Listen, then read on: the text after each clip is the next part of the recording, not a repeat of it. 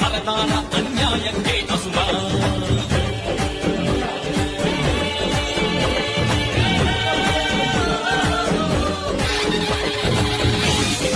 ಇವನು ಬಡವರ ಬಂಧು, ಇವನು ಎದೆ ತಟ್ಟಿ ಹೇಳುವನು ನ್ಯಾಯಕ್ಕೆ ಕಲ್ಲು. ನಮಃ ನಮಃ ಅಯ್ಯ ನಮೋ ನಮಃ, ನಮಃ ನಮಃ ಸತ್ಯ ನಮೋ ನಮಃ.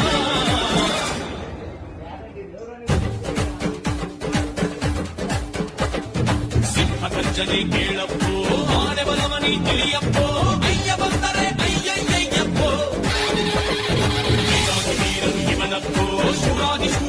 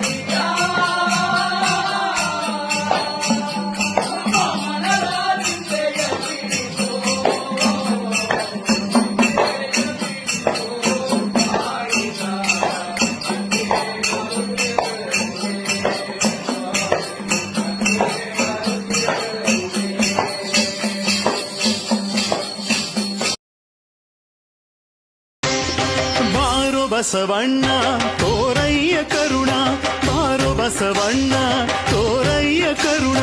ಭವದಲ್ಲಿ ಬಲು ನೊಂದೆ ಕುಳಿದಿಲ್ಲ ತ್ರಾಣ, ಕರಪಿಡಿದು ಎತ್ತಿಕೋ ಪರಶಿವನ ಶರಣ. ಗಿಳಿಯಂತೆ ಪಂಜರದಿ ಚಡಪಡಿಸಿದೆ, ತನು ಮನವು ನಿನ್ನನ್ನೇ ನೆನೆಯುತ್ತಿದೆ. ಭವಬಂಧನವ ಬಿಡಿಸಿ ಪೊರೆಯಂದಿದೆ. ಬಾರೋ ಬಸವಣ್ಣ ತೋರಯ್ಯ ಕರುಣ, ಬಾರೋ ಬಸವಣ್ಣ ತೋರಯ್ಯ ಕರುಣ.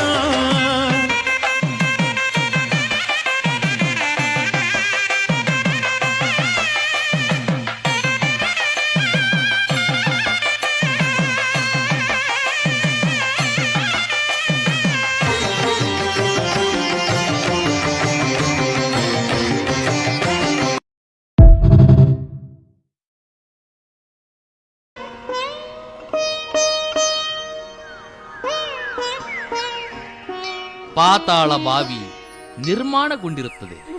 ಅಲ್ಲಿ ಪ್ರತಿದಿನ 2 ಬಾರಿ ಅಂದರೆ ಬೆಳಿಗ್ಗೆ ಮತ್ತು ರಾತ್ರಿ ಪೂಜಾ ಕಾರ್ಯಗಳು ನಿರಂತರವಾಗಿ ನಡೆಯುತ್ತವೆ.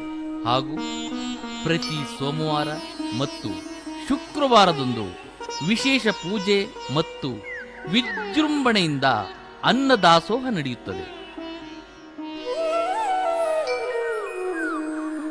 ಶ್ರೀ ಮಂಟೇಸ್ವಾಮಿಯವರ ವಾಕ್ಯದಂತೆ ಇಲ್ಲಿ ಶ್ರೀ ಬಸಪ್ಪನಿಗೆ ಅನಾದಿ ಕಾಲದಿಂದಲೂ ಪೂಜೆ ಪುನಸ್ಕಾರಗಳು ನಡೆಯುತ್ತವೆ. ಬಸಪ್ಪ ದಾಟುವುದರಿಂದ ಯಾವುದೇ ರೋಗ ರುಜಿನಗಳು, ಕಷ್ಟಗಳು ಹಾಗೂ ಪೀಡೆ ಪಿಶಾಚಿಯ ಬಾಧೆಯಿಂದ ಮುಕ್ತಿಯನ್ನು ಪಡೆಯಬಹುದು.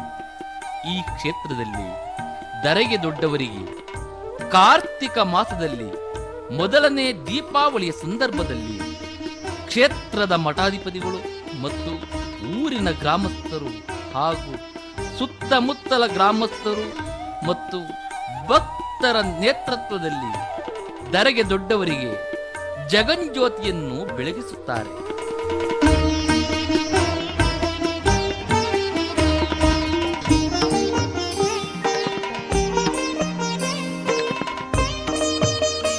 ಈ ಸಂದರ್ಭದಲ್ಲಿ ಲಕ್ಷಾಂತರ ಜನ ಆದಿ ಹೊನ್ನಾಯಕನಹಳ್ಳಿ ಕ್ಷೇತ್ರಕ್ಕೆ ಬಂದು ಶ್ರೀ ಮಂಟೇಸ್ವಾಮಿ ಮತ್ತು ಬಸಪ್ಪನ ದರ್ಶನ ಪಡೆದು ಪುನೀತರಾಗುತ್ತಾರೆ.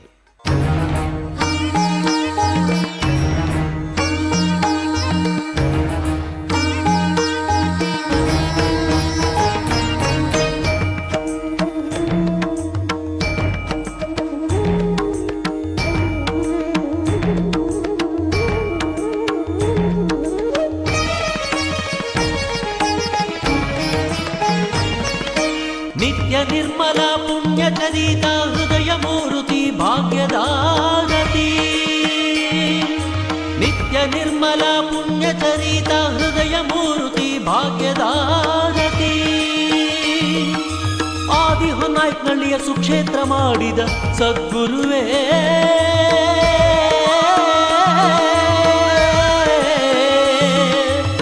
ಸದ್ಗುರುವೇ ಬಸವನ ರೂಪದಿ ಭಕ್ತರ ಹರಸುವ ಶ್ರೀ ಗುರುದೇವ ಪರಂಜ್ಯೋತಿ ಗುರುವೇ ನಿತ್ಯ ನಿರ್ಮಲ ಪುಣ್ಯಚರಿತ ಹೃದಯ ಮೂರುತಿ ಭಾಗ್ಯದಾರತಿ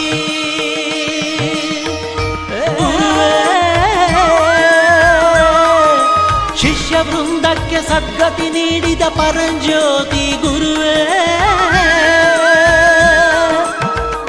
ಕಾಲದ ಜ್ಞಾನವ ಜಗಕ್ಕೆ ಸಾರಿದ ಕರುಣಾಸಾಗರ ನಿತ್ಯ ನಿರ್ಮಲ ಪುಣ್ಯಚರಿತ ಹೃದಯ ಮೂರುತಿ ಭಾಗ್ಯದಾರತಿ